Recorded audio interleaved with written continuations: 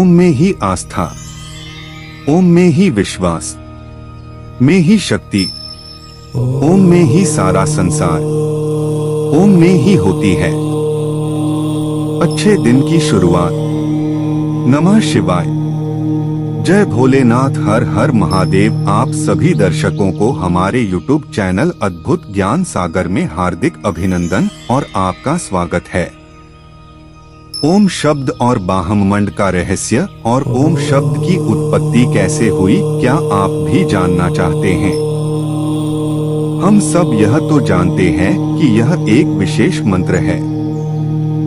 ओम मंत्र का उच्चारण से मन को शांति मिलती है और सकारात्मकता बढ़ती है।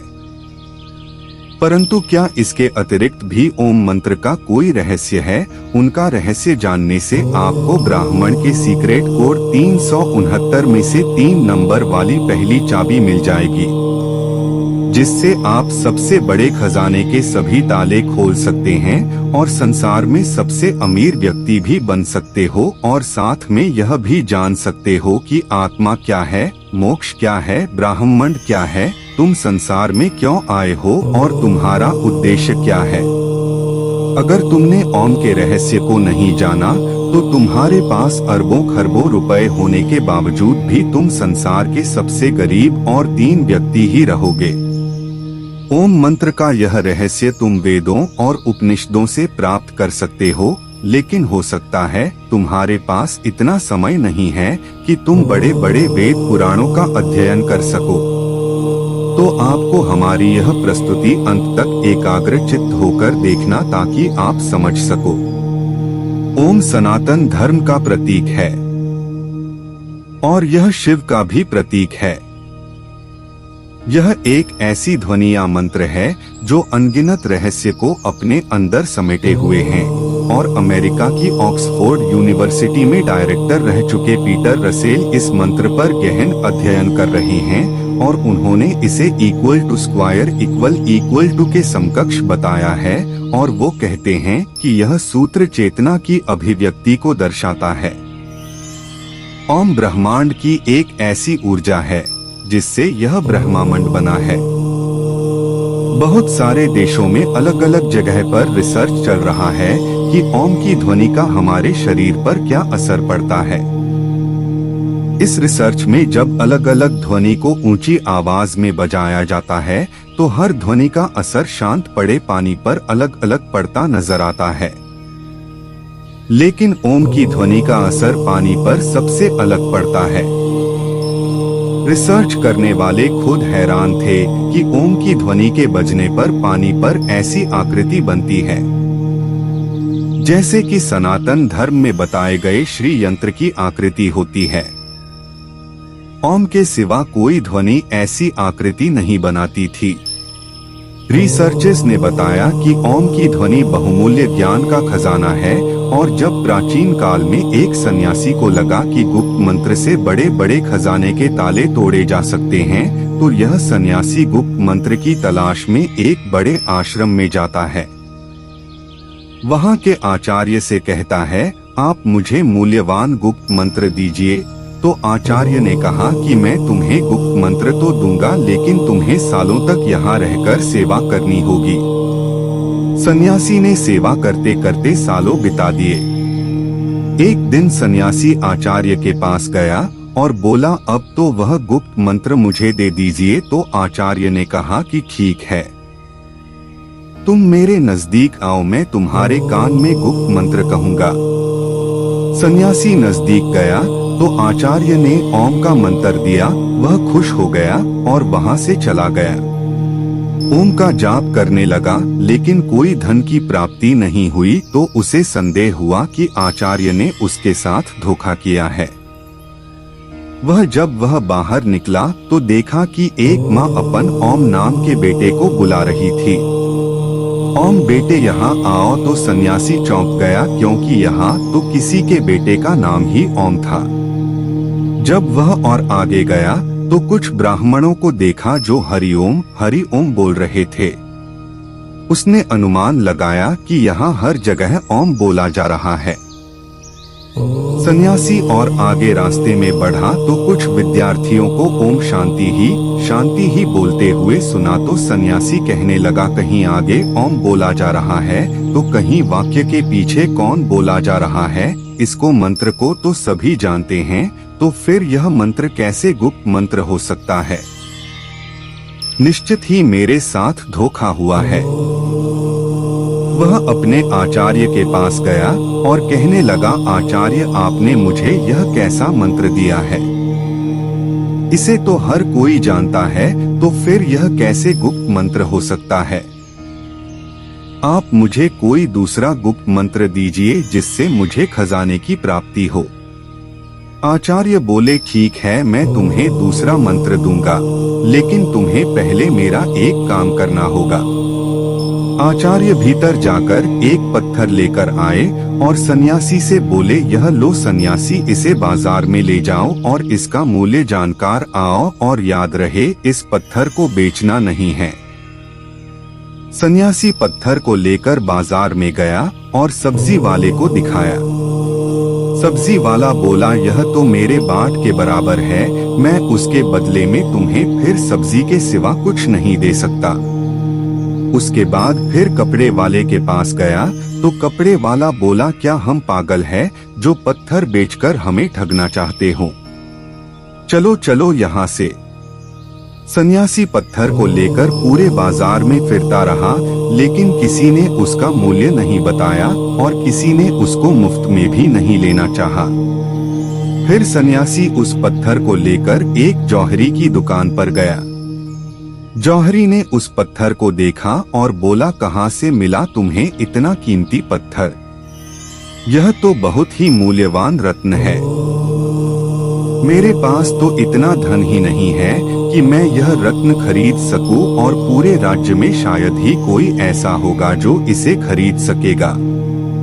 सन्यासी उस पत्थर को लेकर अपने आचार्य के पास वापस आया और आचार्य ने सन्यासी को बताया कि सिर्फ जौहरी ही इसे मूल्यवान बता रहा था और दूसरों के लिए यह एक पत्थर मात्र था।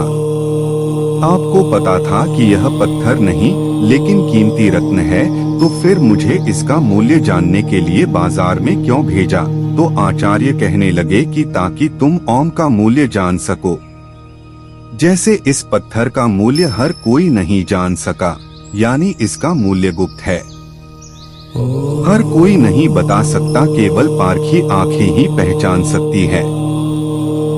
यह पत्थर नहीं एक रतन है। इस तरह जो लोग ओम मूल्य जानते हैं वह समृद्ध हो जाते हैं। अब तुम ध्यान से सुनो, मैं तुम्हें ओम का विस्तार पूर्वक रहस्य समझाता हूँ। देवताओं के सेनापति भगवान कार्तिकेय ने भगवान शिव को ओम का जो अर्थ बताया है वह मैं तुम्हें बताता हूँ। ओम एक ऐसी प्राकृतिक ध्वनि है जो बिना किसी टकराव से उत्पन्न होती है, जिसे तुम अक्षर, शब्द, ध्वनि या नाद भी कह सकते हो। ओम में 3 ध्वनियां हैं, जिसे मात्रा कहा जाता है। वह है अध्वनि, उध्वनि और मध्वनि। जब अध्वनि प्लस उध्वनि मिलती है तो बनाती है ओध्वनि। जब ओम तीनों ध्वनियों में मिल जाता है तो ओम बन जाता है। तीनों ध्वनियों से ही समस्त विश्व की सभी भाषाएं और बोलियां बनती है, और गूंगा भी ये सब ध्वनि धु बोल सकता है। आपकी भाषा कोई भी हो, लेकिन जब आप उच्चारण के लिए मुंह खोलते हैं तो सबसे पहले आकार की ध्वनि ही निकलती है, और जब तुम उच्चारण के अनंतर मुंह बंद करते हो तो म ओंकार की ध्वनि निकलती है, और जब तुम होठों को पास लाकर आधा खुला और आधा बंद रखते हो तब भी ओंकार की ध्वनि सुनाई पड़ती है। इसीलिए सभी भाषाओं की सभी ध्वनियाँ फिर वह स्वर व व्यंजन ओंकार के अंतर्गत ही आती हैं। इसलिए ओम विशिष्ट वैश्विक ध्वनि है। ओम ईश्वर का प्रतीक भी है। मांडूक्योपनिषद के अनुसार जगत की उत्पत्ति और लय प्रतीक है को दर्शाती है। अध्वनि सर्जन को दर्शाती है। उध्वनि संसारिक प्रपंच को दर्शाती है। मलय को दर्शाती है। आत्मा की 3 अवस्थाओं को भी दर्शाती है। पहली स्थिति है जागृत अवस्था। इस अवस्था में जीवात्मा अपने स्थूल अंगों और इंद्रियों से भोगों को भोगता है। दूसरी स्थिति है सपन अवस्था। इस अवस्था में जागृत होकर मैं अपने मन के द्वारा भोगे हुए अनुभव की अनुभूति करता है। तीसरी अवस्था है सुषुप्ति। इस स्थिति में जीवात्मा आनंदमय ज्ञान स्वरूप हो जाती है और ज्ञान से परमानंद को प्राप्त करती है। और इन तीनों अवस्था के बाद आत्मा ब्रह्मा लीन हो जाती है। इस अवस्था में आने के बाद आत्मा अद्वैत शिव ही शिव रह जाती है। अब उसे जीव जगत और भ्रम के भेद का प्रपंच नहीं रहता और उसे अनहद नाद गूंज सुनाई देता है। अनहत नाद कोई ध्वनि नहीं है, लेकिन अनाहत एक अनुभूति है जिसने आत्मा कहती है कि अह ब्रह्मास्मि शिवोहम, मैं ब्रह्म हूँ, मैं ही ओमाकार हूँ, मैंने ही जगत के रूप में अपना विस्तार किया है, मैं ही शेर हूँ जो मेरे ही हिरण रूप को मारने जा रहा हूँ, मैंने अपने पुत्र के रूप में जन्म लिया है और मैंने ही मेरे माता पिता के रूप में जन्म ले चुका हूँ। इस संसार में केवल मैं ही हूँ, मेरे सिवा कोई नहीं है, बोलने वाला भी मैं ही हूँ और सुनने वाला भी मैं ही हूँ, सांप बनकर भी मैं ही अपने आप को डसने जा रहा हूँ और मैं ही उससे बचने के लिए दौड़ रहा हूँ। इस ओंकार के रहस्य को जान लेने के बाद सोना, चांदी, रुपए, पैसे सब मिट्टी लगने लगता है, क्योंकि यह सब भौतिक पदार्थ वास्तव में मेरा ही स्थूल रूप है। मैं तो इतना अमीर हूँ कि यह घर, यह जमीन, यह पृथ्वी, यह तारामंडल ही नहीं, पूरा ब्रह्मांड ही मेरा है। और ऐसे कितने ब्रह्मांड होंगे जो मेरे ही अंग है, तो मेरे जितना अमीर कौन हो सकता है। जब मुझे इतना बड़ा खजाना मिल रहा है, मैं क्यों धन दौलत और जमीन, सोना, चांदी और रुपए पैसे के पीछे भागूं। और इस खजाने को खोलने के लिए मैंने 3 नंबर की चाबी दी है, ओंकार, जो अब मैं तुम्हें बताता हूँ। मूल 3 ध्वनियाँ है और 3 ही रंग हैं, लाल, पीला और नीला। प्रकृति के मूल लक्षण 3 है, नाम, रूप और गुण।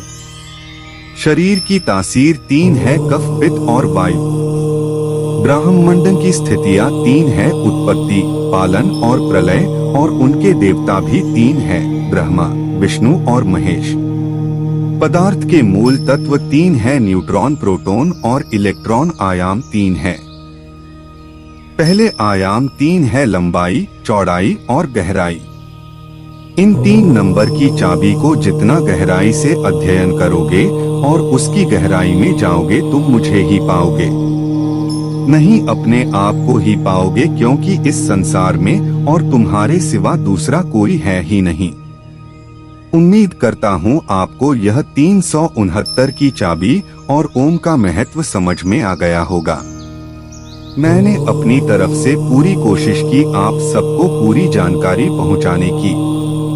अगर कोई कमी कहीं रह गई हो तो इसके लिए मैं माफी चाहता हूँ।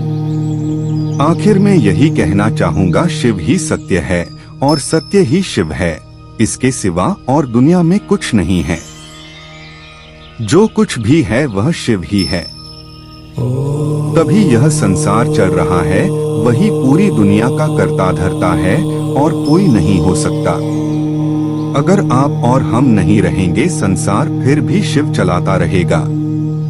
गंजे प्रस्तुति आपको अच्छी लगी तो आप कृपया कर इस चैनल को सब्सक्राइब कीजिए, लाइक कीजिए और कमेंट कीजिए। और फिर से एक बार दिल की अनंत गहराइयों से आपको कोटि कोटि धन्यवाद।